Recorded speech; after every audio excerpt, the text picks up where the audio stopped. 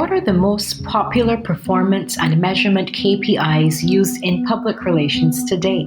Go! Hello, and welcome to Fuse from PRCA, the 15-minute podcast where we talk communications, public relations, and marketing. My name is Aisha Lett. And I'm Dan Gold. On today's episode, Richard Benson from Released brings us the results of their new report, where I'm sure Dan will not be able to resist asking for their position on AVEs. Yes, I have to admit that I couldn't get into this conversation without approaching that particular matter. So Richard, welcome to Fuse. It's a pleasure to have you on here. It's a really interesting time.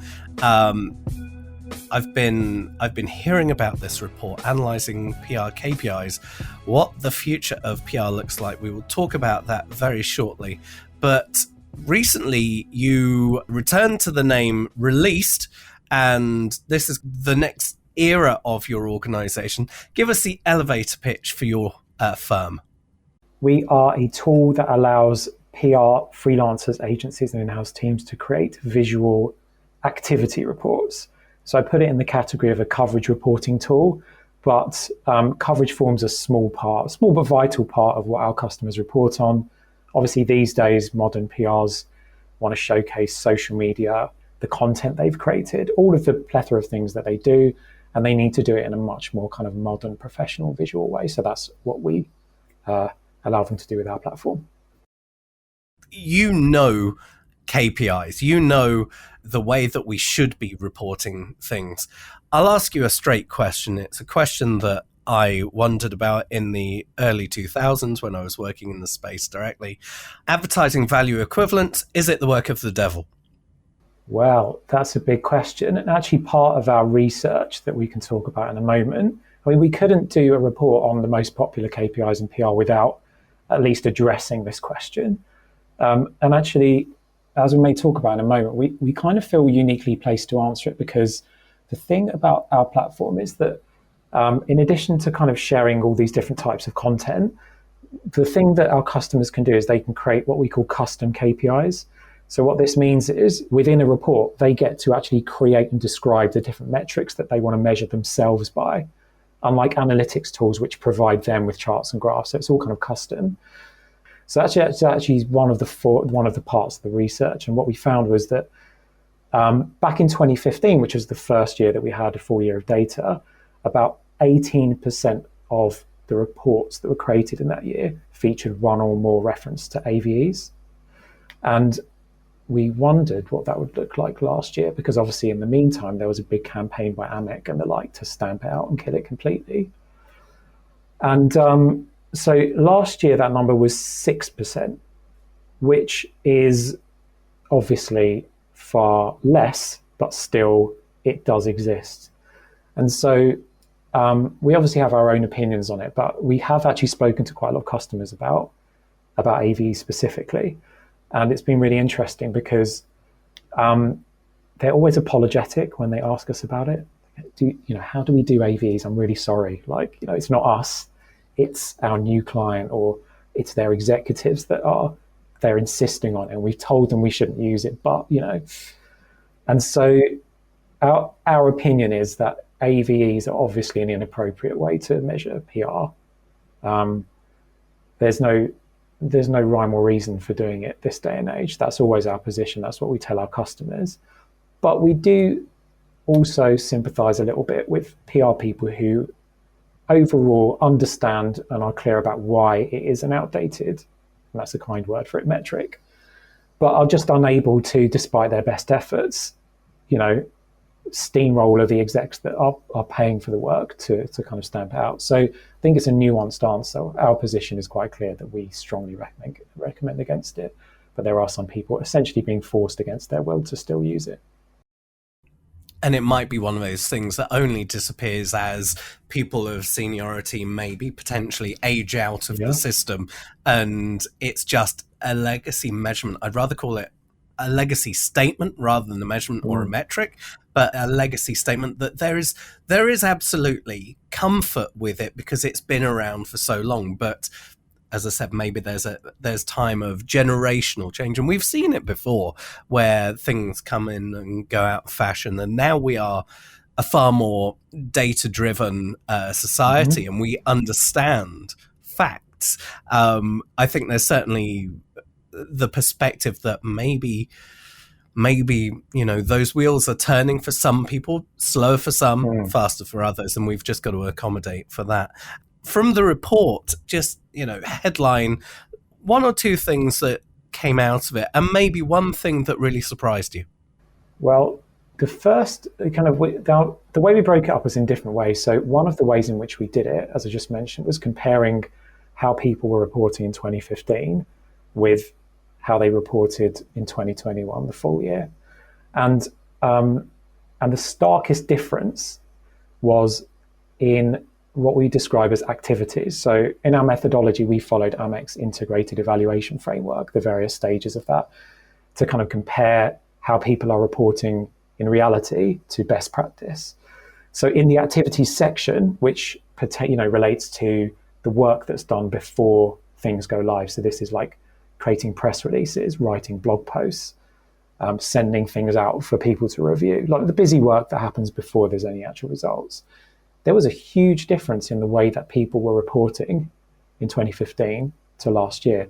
So in all the reports in 2015, about 1 in 5 of them mentioned some kind of activity taking place.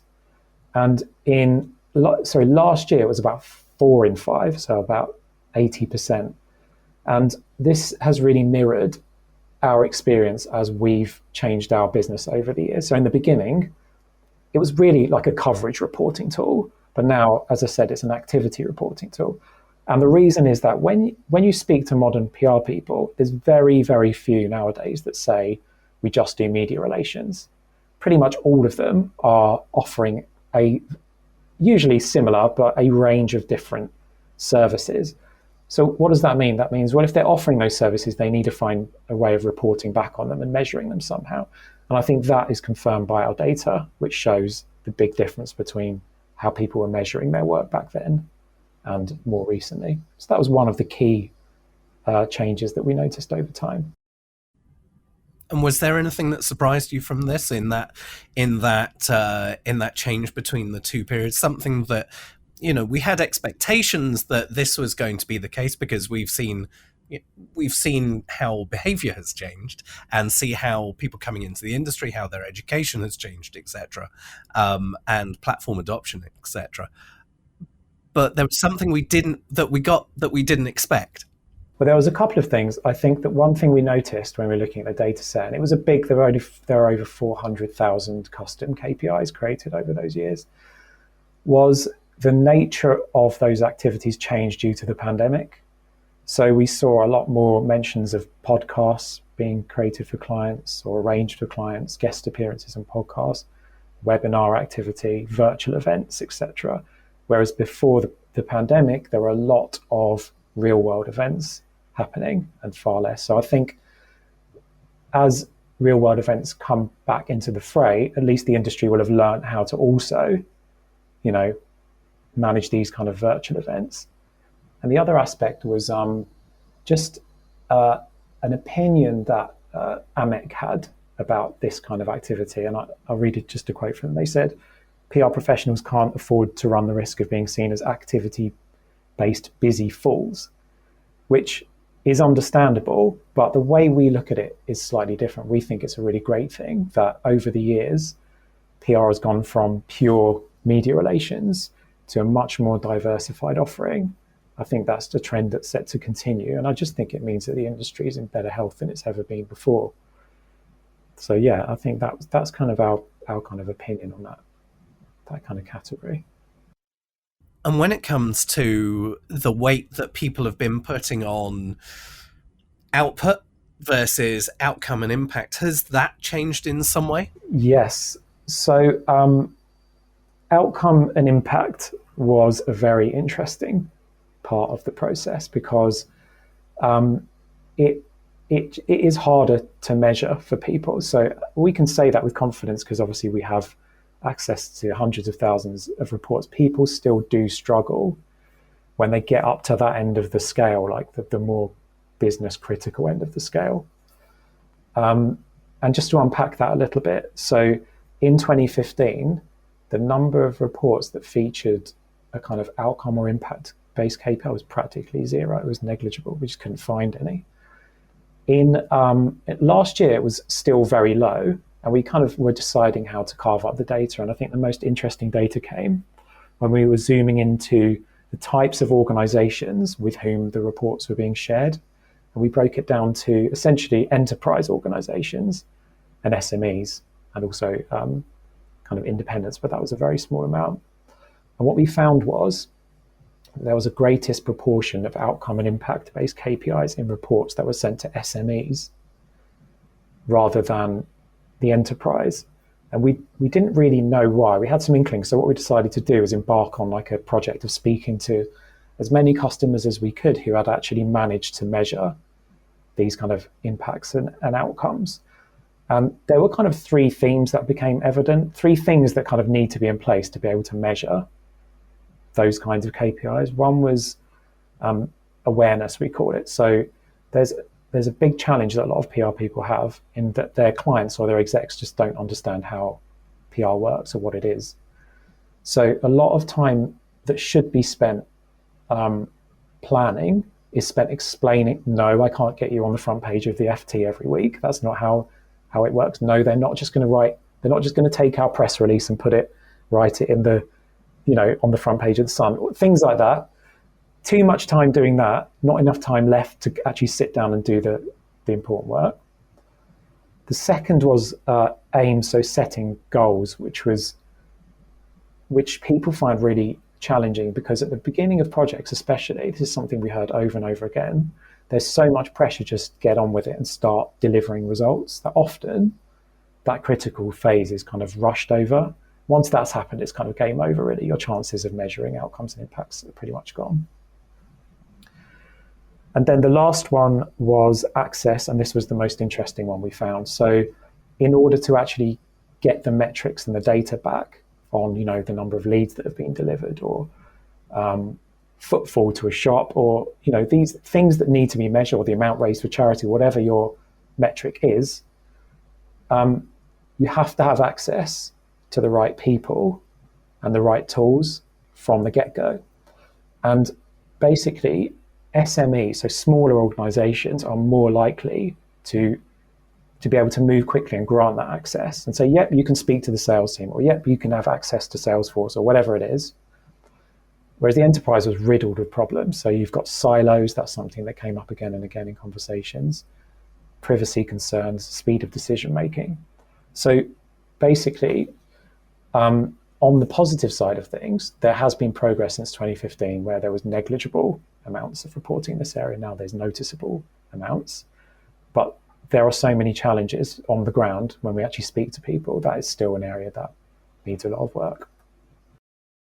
Well, Richard, this is truly fascinating, and just understanding that element of the work that you did to really truly understand the grey area really contextualizes this really well. And hey, who would have thought that there are silos within enterprise organizations? Everyone, but now there's the proof of it. And I really wonder if change will come as people become more aware of the pinch points within their organizations. Richard, time has beaten us. We will provide the link to the report and all the details in the description of this episode. If people want to find out more about you and get in touch, how could they do that? Well, they can visit us at released.com, which is RELEASD, or they can just connect with me, Richard Benson, on LinkedIn. Okay, to chat. Thank you for taking the time to listen to this episode of Fuse from PRCA. If you would like to find out more about this podcast and the guests featured, please visit prca.org.uk/Fuse.